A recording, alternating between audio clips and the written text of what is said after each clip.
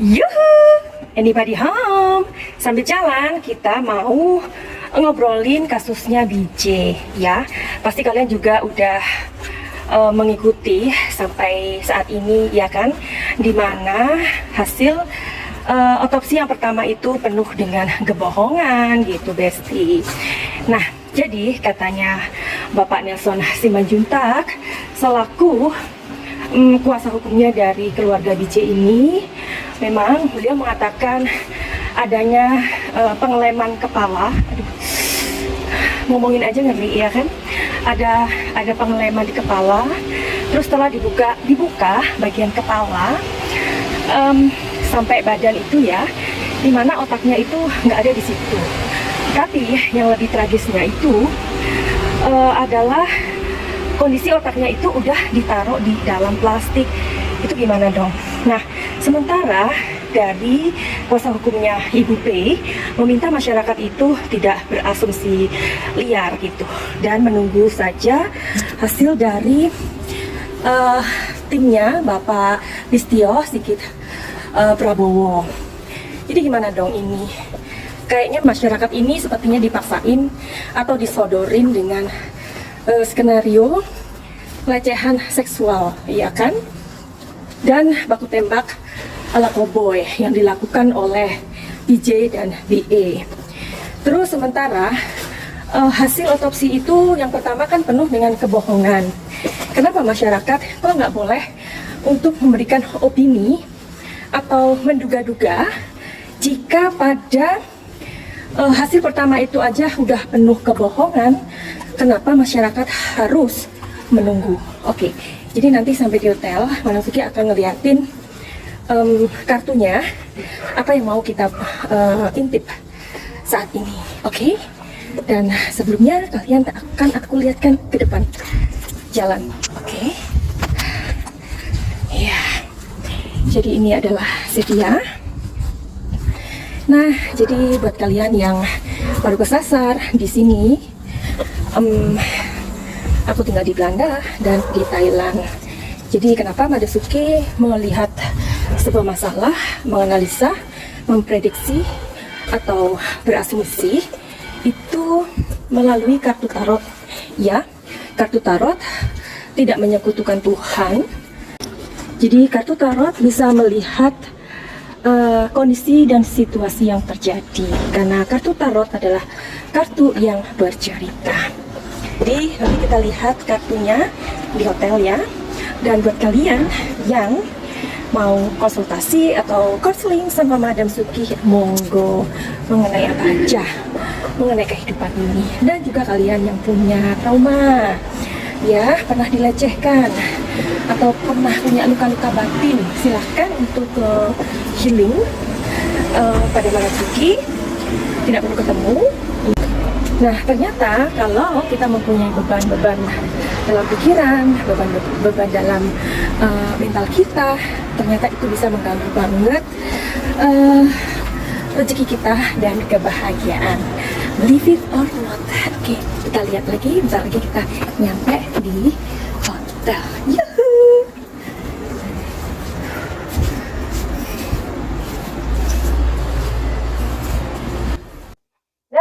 Karena Madam Suki udah cantik, udah mandi, udah sampai di hotel. Jadi kita mau ngebahas lagi tentang BJ. Oke, kita lanjutkan. Madam Suki kan mengatakan bahwa waktu di jalan tadi, Madam Suki mengatakan bahwa kalau pengacara atau tim kuasa hukumnya dari BJ ini sudah memperjelas, ya kan, sudah, artinya tidak ada keraguan lagi, karena ini sudah disampaikan kepada masyarakat, ya dong, tentang kondisi yang dialami oleh BJ ini benar-benar nggak bisa kita bayangkan begitu. Bagaimana mungkin otaknya pindah di perut dan otaknya itu sudah ditaruh di plastik. Nah, aku ulangi lagi ya. Jadi kalau otak itu sudah ada di plastik, keberadaannya ada di perut, nggak mungkin dong itu terjadi begitu aja, ya kan? Pasti ada dokter yang membantu. Nah, di dalam tubuh BJ juga ternyata ada cairan formalin begitu. Untuk apa sih cairan formalin itu? Ya, untuk agar cairan-cairan lain mungkin seperti darah atau apa ya, itu itu tidak keluar dan makanya ada jahitan. Jadi memang betul bahwa tidak ada kejahatan yang sempurna. Jika saja keluarga dari BJ itu tidak melihat kondisi dari jenazah almarhum BJ ini bagaimana, pastikan kebenaran itu sudah terkubur begitu aja. Jadi bagaimana ini? Sebenarnya hal ini kan sudah terang benderang ya. Apakah kepolisian masih belum mau mengungkap atau memang harus diungkap se, se apa ya sejelas-jelasnya? Karena sudah ada himbauan atau pernyataan dari Bapak Jokowi juga sudah 3 kali ya untuk masalah ini segera diketahui oleh masyarakat atau istilahnya agar lebih transparan lagi. Oke, jadi hari ini Madam Suki mau ngebaca dari kalian aja ya, dan kemudian kita cari tahu apa sih jawabannya. Ingat, ini adalah prediksi. Prediksi itu sama dengan analisa atau opini ataupun dugaan ya. Bisa benar 95%, bisa meleset juga. Karena aku juga berkali-kali mengatakan bahwa ini tidak bisa dibuat suatu acuan. Maksudnya gini, tidak bisa dibuat untuk uh, polisi dalam bekerja atau menetapkan siapa sih pelakunya atau bagaimana ya, itu kan butuh yang namanya bukti-bukti ilmiah. Kalau dengan kartu tarot ini kan cuman kita mau ngintip aja gitu ya. Dan lagian ini adalah bukan private reading, melainkan general reading. Oke, dari SOD ya, short ya. Madam, di Terawang dong, apakah CCTV di rumah Irjen beneran rusak atau dicopot ya setelah kejadian? Kan hanya dikatakan rusak, tapi tidak pernah dibuka ke publik. Jangan-jangan berfungsi dengan baik dan disetting rusak pada tanggal kejadian. Oke, jadi buat SOD, Madam Suki mau coba untuk mencari tahu ya, atau mengintip ya, lewat kartu tarot. Jadi Madam Suki sekarang keberadaannya ada di Spanyol. Buat kalian yang udah booking waktu Madam Suki untuk melihat kartu tarot, minta maaf banget kalau slow respon ya, karena beberapa minggu ini kami akan keliling Eropa, dan tentu wifi atau ya nggak ini ya, kadang di hotel juga kadang-kadang tidak bagus begitu. Jadi mohon ditunggu. Oke, jadi kita mau lihat ya, apakah jadi kita ngomongin lagi tentang CCTV nih. CCTV itu Madam Suki membaca dari berita online bahwa keberadaan CCTV itu rusak 2 minggu sebelum kejadian. Oke, hari ini kita mau intip.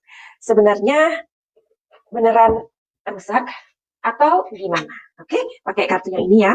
Hari ini aku membawa kartu yang nggak terlalu berat, Besti, karena kartu-kartu itu berat ya, berat banget. 2 ini aja udah 0,5 kilo gitu. Bayangkan kalau 4 udah 1 kilo. Oke, kita mau lihat ya.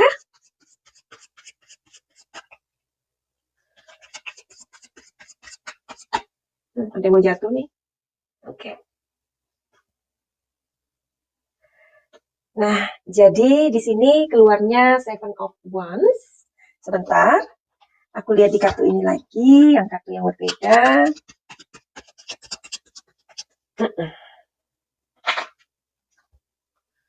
Lihat, di sini ada kunci. Wow.